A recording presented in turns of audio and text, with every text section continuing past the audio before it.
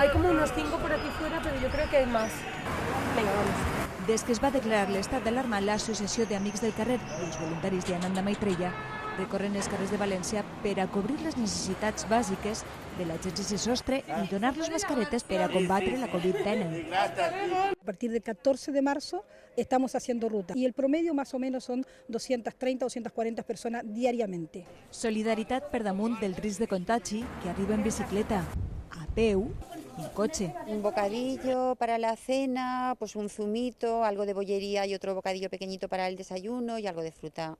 A ver, se agradece la comida que traen y te lo digo de corazón. Está de lujo, la verdad, porque la gente que no tenemos nada lo agradecemos un montón. I des de la plaça de Ací de Soberos s'aniran al riu a continuar la seva tasca. Tot i la tasca que fan, els membres de les dues associacions demanen més esforços a les administracions perquè ningú passe ni un dia més al carrer.